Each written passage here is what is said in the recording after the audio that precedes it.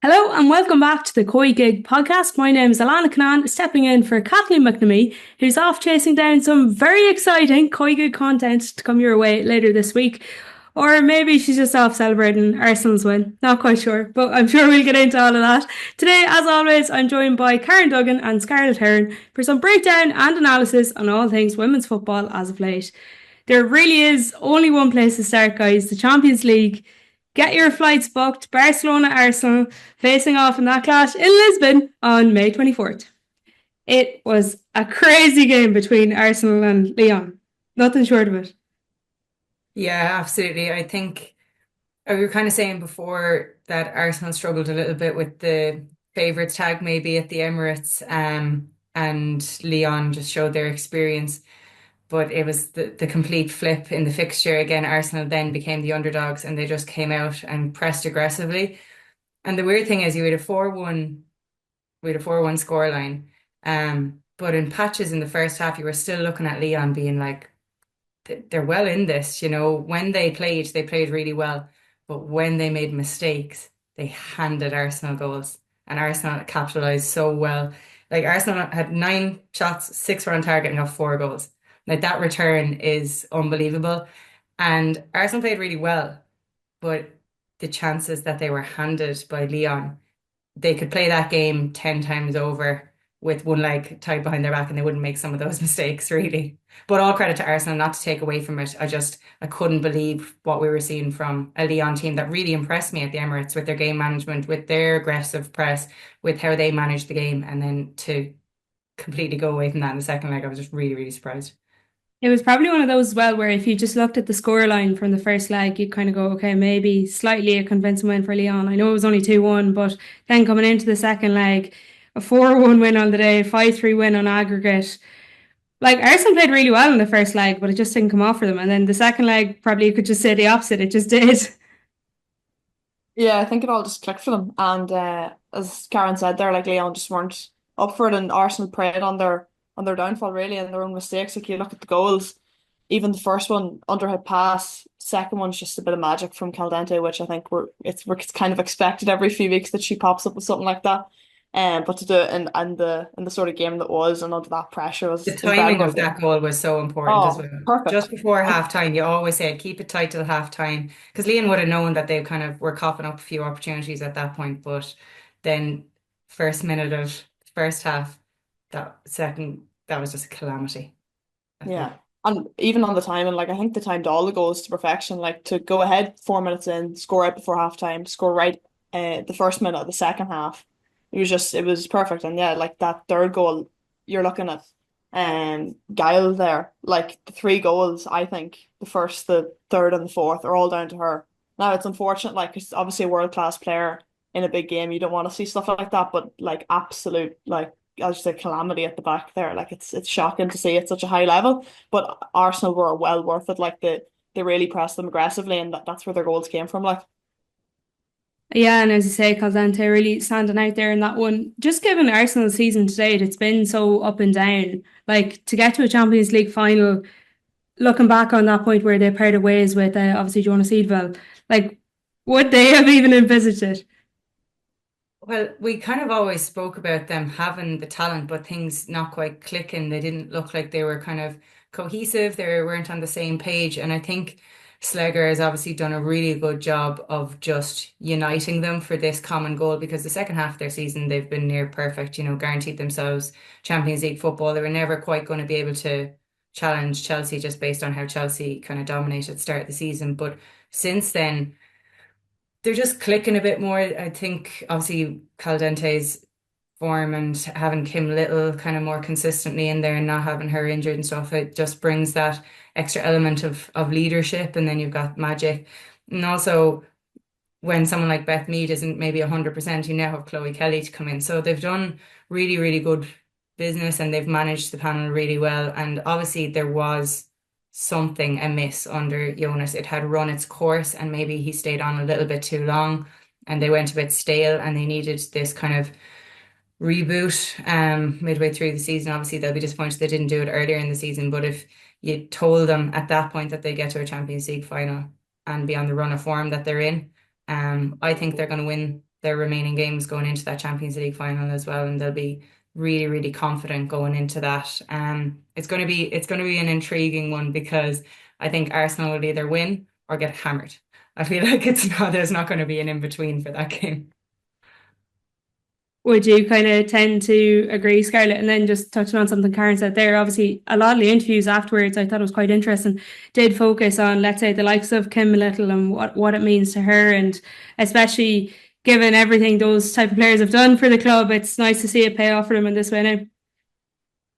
Yeah, it's class, and just the stories to come out of it as well. Like obviously it's been a good few years since their last Champions League final, and I think they're a team that sort of always used to pride themselves on their European success. So it's special for them, that for that group of players as well, and it's great that we have an Irish body in there as well. Obviously last time we had Emma Byrne and Keir Grant in that team, so it's great that we have an Irish connection in there that we can all get behind them. But yeah, I think the Arsenal definitely they'll need to show up. That's a granted thing. I think if they play anyway into their hands like Chelsea did, I think it'll be a hammer, as Karen said. But I think Arsenal are more defensively sound than Chelsea, or definitely probably have been in recent times. And I think that was probably Chelsea's main downfall at the weekend was defensive errors, just lack of sharpness, lack of pace at the back as well. I know that they changed to a bit of a five, so that had a lot of players, a lot of bodies back, and still couldn't stop Barcelona. So I think if they can get their defensive work solidified before the final and go into that game, obviously trying to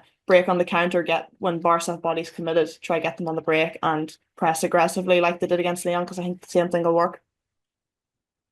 Definitely, and you touch on that Irish aspect. Obviously, Katie McCabe set to play in that one, hopefully does now, and then she'll be the first Irish player since 2009 then to play in a Champions League final. You touched on, obviously, of course, the legacy left by Emma Byrne, Keir Grant and Yvonne Tracy, who won the UEFA Women's Cup, the same equivalent basically, back in 2007.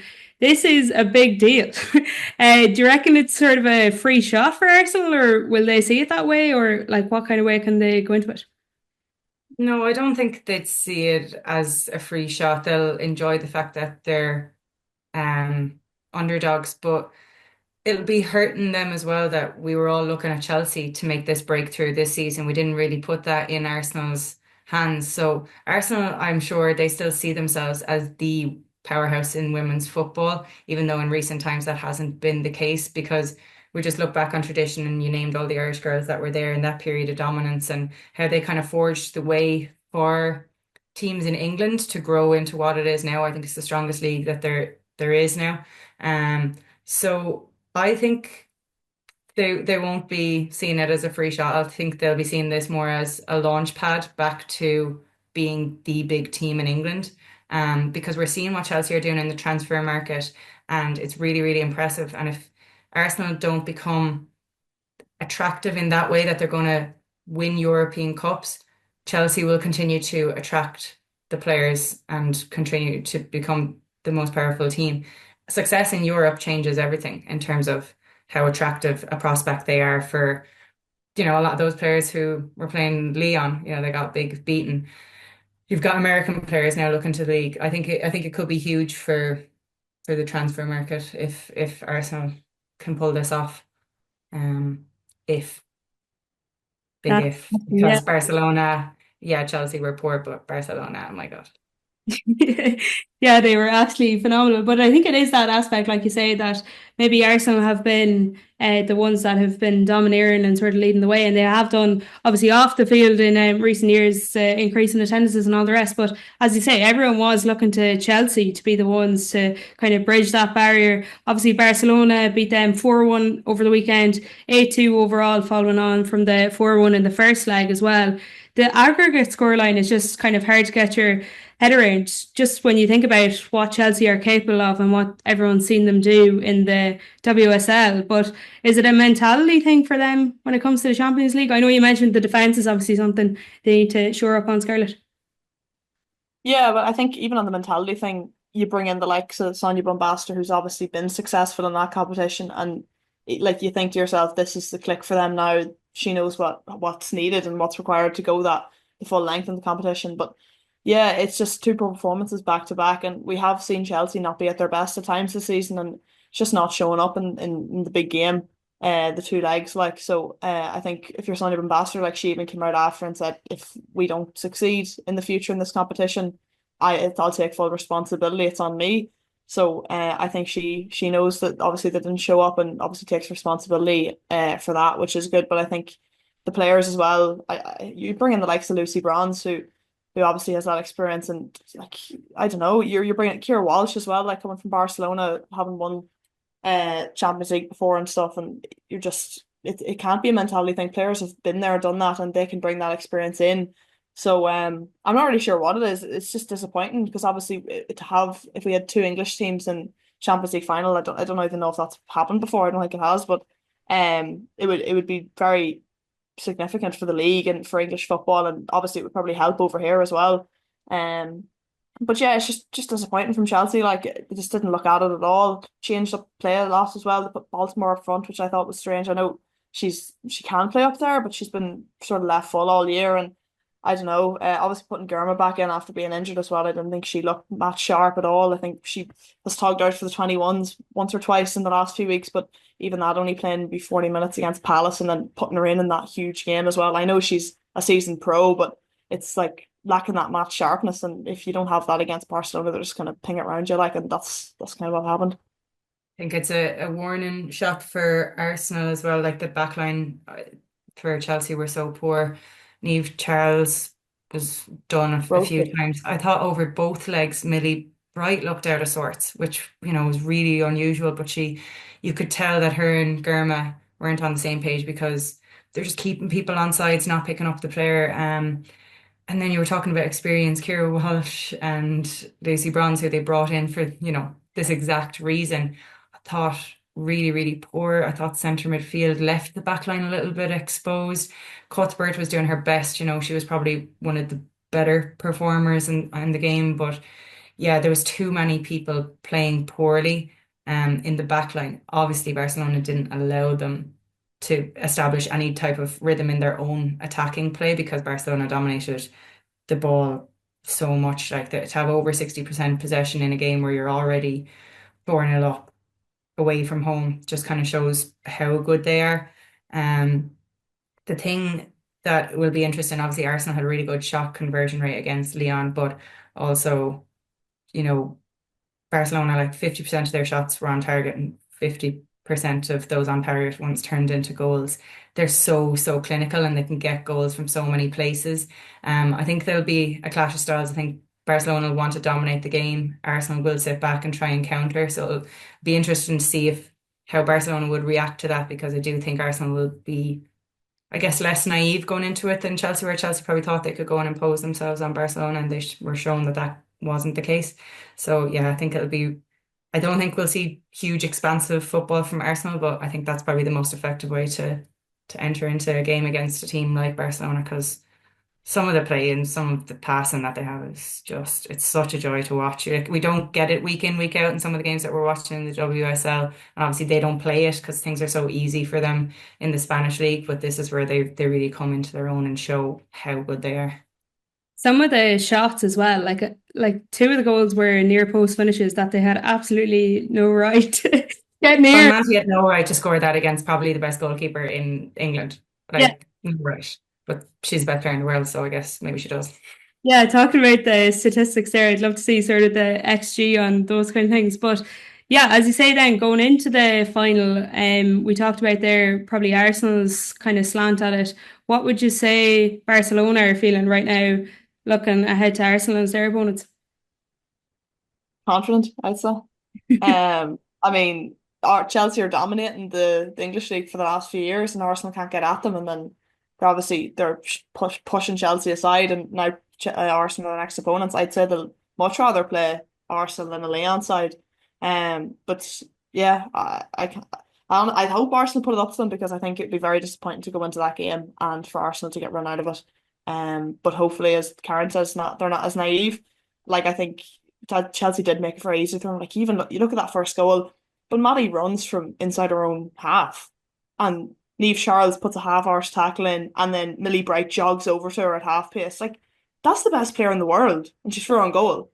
Like, of course she's going to stick it in the near, like, of course she's going to stick on the top corner. Like, there's, I don't know what you're thinking in that scenario. Like they have to close her down. I think to be fair, Newskin comes across, realizes she's tracking, realizes she's not going to get there, swaps with Millie Bright. It takes them about 2 seconds, which is way too long to sort of talk to each other in that moment and say, right, you go. And sure, Millie Bright's dawdling over. Like it was way too easy. And when that goal goes in, like the game's done. Like it's over. That And was yeah, 3 minutes after Nuskin had missed a really good yeah, chance to maybe get them back into the game. Yeah, 25 minutes and the game is over. Like that's so disappointing from Chelsea point of view. yeah. And then it snowballs from there because the confidence goes. Barcelona are flying and they just playing their own style. Like their Chelsea didn't bring anything to the game. Barcelona are just able to play their own style of football, and when they get into a flow, it's not that tiki taka. It's what Barcelona are known for in the men's and women's. It's just unstoppable once they get flowing in it. Like Helps when you have someone like Pina also who can ping one in from 30 yards top corner and the keeper can only watch it. Like they have it coming from all angles attacking wise. It's just going to be interesting to see how they deal defensively with the pace and power of Arsenal on the counter. For sure. You talk about sides that were flying there. Both Peamount and Shamrock Rovers were flying back at home in the All-Ireland Cup. Galway took on Cliftonville. Treaty were battling it out with Waterford. Sligo Rovers took on Bohemians. Shelburne clashed with Linfield. And then, as I said, Shamrock Rovers taking on DLR Waves. A 6-0 win for you guys, Scarlett. Not a bad weekend out. yeah, I think it was good for us to bounce back from the week before. Obviously, had lost to Wexford in the league, so it was good for us to get out and get a good run of a game and obviously get a few goals. So yeah, it was good to bounce back. But we're actually playing them this weekend in the league end, so it's kind of tricky when that happens when you're playing the same team 2 weeks in a row. And we can't go in. You can't go into the game now thinking that's going to be the same. Obviously, it's going to be a different game completely. But yeah, we were happy to get the win, and that's kick off the All Ireland campaign. It's all that really matters. Peamount with the 3-0 win against Cork as well. What's your opinions on the competition? It's obviously kind of tricky to have so many competitions going at the same time. Yeah, I changed my mind on it the whole time. I saw value in it this weekend for us because we've been picking up a few niggles and stuff, and it gave us an opportunity to get girls game time at senior level and get them playing really well. So that when they do come on now in the league, that some of the nerves I think will be dissipated for them. So there was certainly value in that. I saw Cork change their whole midfield. So again, you're giving underage players a good chance. You're giving players who will probably play every minute of every game a bit of rest, which, is important. It depends on how you look at it. Like, I think both ourselves and Rovers put out a reasonably strong team, partly because we were down numbers, partly for other reasons. One of our reasons was we played really well in 3 league games and come out with 1 point until last week when we played DLR. And we didn't want to sit on those 3 points that we finally got. We worked really hard to eventually get a game where we got 3 points. And momentum can be a really big thing. So we wanted to make sure that we got another win under our belts just so we can get a bit of something rolling. And then we're going into Sligo next week. So again, I will be aiming for 3 points in that and maybe just it's a momentum builder as well. But look, there's pros and cons to it, definitely. I'm looking for the pros mostly. I'm gonna stay on a positive track here. It was probably one of those, the time of the World Cup here, you could definitely see the merit in it because obviously it gets different players. But yeah, maybe it kind of evolves over time. It's certainly something in the men's League of Ireland side. The spread is interesting because it's so spread out this year. I'm not sure, does it lose its impact a little bit? The games are pretty randomly thrown in. So if you're aiming to win this, you're not building momentum within this competition. You're just feeding off how you're playing at any given time throughout the league, and it's going to be dependent on your league form, how you get on in this competition, as opposed to some teams who this is viably their best opportunity to win a competition. So yeah, I think it's always going to be a strange one, and you won't really know who's gunning for it until a couple of games, until we get to the knockout phases.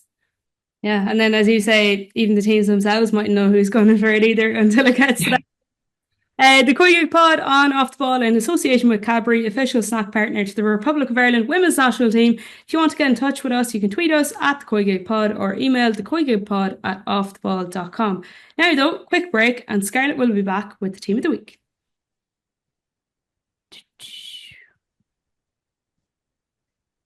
So, guys, in terms of the bread and butter of what everyone else was back doing at home in the WSL, Liverpool played out obviously a 2-2 draw with Tottenham. Crystal Palace lost out 7-1 to West Ham. Brighton overcame Everton 3-2. And meanwhile, Leicester and Man City finished 1-0 in favour of the Manchester club.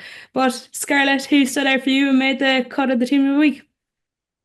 Yeah, so obviously 2 games not played, so a bit of a smaller selection this week. Had Ciara Keaton in goal for saving Man City the 3 points in that game.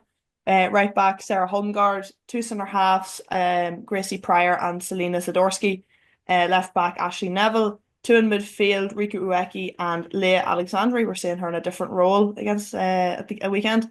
Left wing, we have Vivian Assi. Right wing, we have Fran Kirby. And up front, we have Shakira Martinez and Sophie Hogg. Yeah, breaking my heart seeing Ciara Keaton in there because I was hoping Leicester could do Man United a favour, because I feel like Chelsea are going to be a bit of a wounded animal during the week and come out and absolutely hump Man United. But yeah, I think it was Kane had a one-on-one that really saved City in that. Now, City obviously were deserving of the win because, they dominated possession, but they weren't very clinical. So I was holding out hope, but Ciara Keaton pulled off two massive stops to give them all 3 points. And yeah, West Ham obviously rightfully have good representation in there because of their really, really dominant performance. And we should probably talk about West Ham a little bit, because just the turn of form for them has been immense in more recent times. And if they can get some consistency next year, when you do have, and they can keep the likes of Martinez and Asai, I think that they should do better. They should be spoken about a little bit better. I think they're mid-table now because they benefited from a lot of people being much poorer than them, but they should still be aiming to be thereabouts next year. Usually we just have Katrina Gari in there because she's just so busy and she's doing all the defensive work as well as getting forward to them. But Martinez getting 4 goals, including a perfect hat-trick, and then still being outshone by Asay's chip. Yeah, there was some really good play in there. And obviously Hogg came up trumps for Liverpool in that game. Can't really fault it, I guess. Brighton, just you picked Kirby, could have been Paris equally because their combination play was so good in that game. So they really showed just how important it is to have game intelligence and people like that on the field that can make a difference and can pull something out of the bag at a really pivotal time, at the end of the game.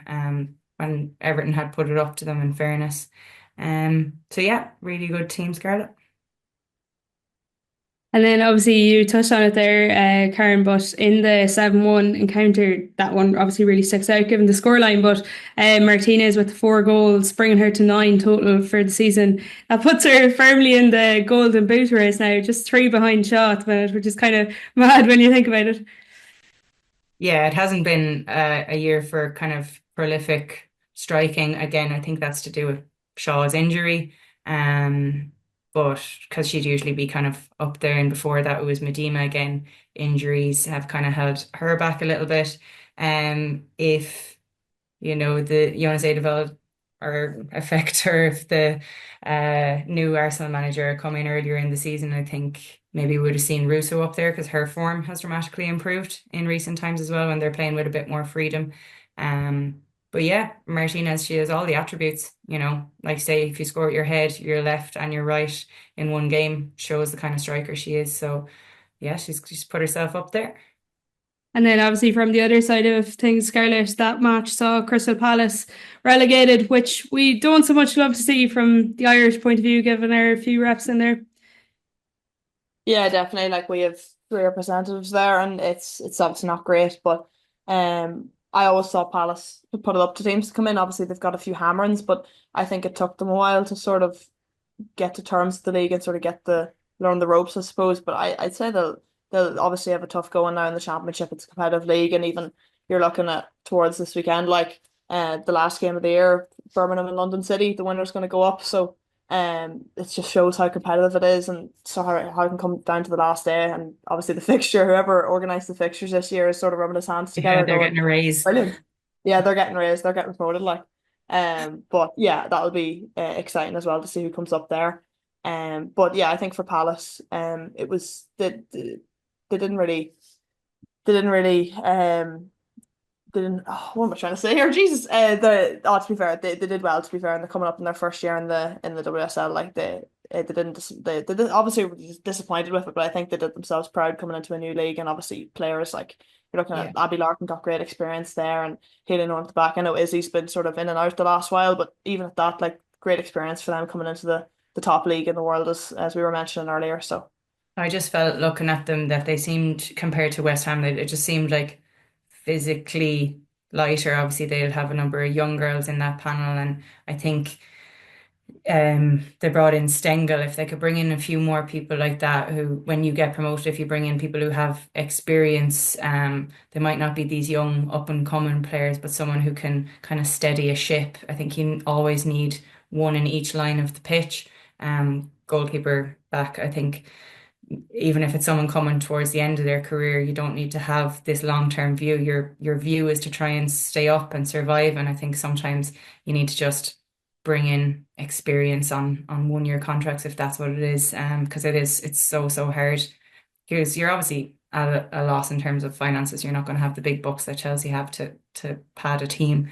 But I think, yeah, you kind of have to have a short-term view for longer term success, because it's so hard. It'll be interesting to see now who comes up next year and how they bolster their squads, because they've, like you say, Palace did themselves justice this year, but it's a big bridge to kind of overcome to stay up, especially when all these big clubs who are established men's clubs are starting to be pushed to back their teams a bit more. If Lionesses come up, they're obviously dependent on internal investment, so it'd be interesting to see how much they would get if they do come up.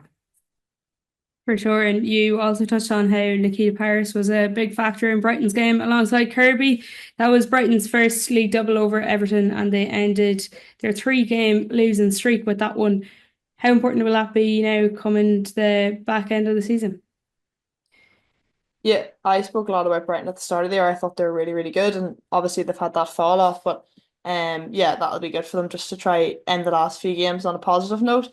I think they have the players there, and obviously like Caitlin Hayes coming in halfway through the season as well. It's probably great for her to get that experience and to have the likes of Paris and Kirby, those players who have been there, done that in the league for years, and sort of to bring the other players along. Like you look even at Agaman came out, who's now playing for them. She's maybe 18, coming into the league fresh, and she's been really, really positive. Like she's one of those quick players, very tricky. So I think she could be a player to look out for maybe next season. But yeah, I think that they can definitely take positives from this year. They've been building a new style of play, which is obviously difficult for players to come to terms with. And I think once other teams figured it out, it was kind of easy to combat. But I think once they build on that and maybe get a few other players in, hopefully there's a bit of investment there and they can look to kick on again Yeah. next year. I think They're they're probably still one of the teams I'm excited to see, because Vidicic has done so much in the space of, a year, just in terms of they're much better to watch this year. He brought in some really good players, and now he's had a year to kind of get to grips with everything and understand kind of the environment. I think that he's a really strong manager, and he's getting really good stuff out of his players. So I don't think that they'll fall away. I don't think it was kind of like a one hit wonder with them. I hope it isn't, because from where they were last year to where they are now, it's night and day. And I think a lot of it comes down to him. So I'm hoping that he, brings in just a couple other players like he did last year, and yeah, that they continue to improve. It's good to see kind of good young managers making an impact in the league. Elsewhere, we'll touch on it briefly. I think the last time I was on, we were talking about how Spurs continue to sort of leak goals The on Spurs. and it continues to be the case. 2 goals off, conceded from corners off Liverpool there at the weekend again for them. Yeah, it was just battle of who could defend worse from corners, I think, in this game. All of them came from crosses and set plays. To be fair, Spurs started quite well. They tested Laws a bit. But yeah, Spurs were better than they have been, but again, they love playing themselves into trouble, a little pass into midfield, and then Liverpool are quite good on the counter and could have capitalised a little bit more. But yeah, it was really just a game of nods and crosses. At the end, they both had a chance to win it. Both had headed chances to win it, but I think, to be fair, probably 2-2 was a fair enough result on the balance of things. Finally, then, it may not suggest it on the scoreline front, but City's 1-0 win over Leicester, probably the most impactful result of the weekend, you could say. It keeps, obviously, Champions League football slightly alive for City, as you mentioned, Scarlett Keating with a few big saves on the day. They're now 4 points behind Manchester United, who have 3 games, which is obviously one more than City. Although those two Manchester clubs play this weekend as well, that's going to be a spicy one. Yeah, I think they play on Wednesday night. I think there's 2 fixtures then. So, yeah, it'll be the 6 pointer, won't it? It'll really either put the pressure on United or take all the pressure off them. So, I think for City, if they're looking for something to take from that game, I think they're going to have to find different ways to create chances against United because I know Leicester sat back off them, but they couldn't really break them down. A lot of their chances were sort of outside the box, like shots, and I don't know, they just didn't really create enough for me. And especially when you're going against a team that have only conceded what, like eight goals, 7 goals this year, they're going to really struggle to break them down. So, I think they'll need to get a bit creative in the training ground this week to try break them down. But yeah, definitely going to be one to watch this Wednesday. I'm worried. I'm worried for Man United, to be honest. I do think Chelsea will obviously win. Then it's down to 4 points in 2 games. And you're kind of, look, some people will be like, oh, Arsenal might rest players in the last game of the season. There's not a hope. There's 14 days or something between the last game of the season and Arsenal's Champions League. So they'll actually view it as their dress rehearsal for the Champions League final, which scares me a bit as well. So yeah, it could be. I'd be happy enough if Man United would park that bus against Man City, and we see kind of that kind of performance and they get away with a 0-all. But yeah, it's squeaky bum time.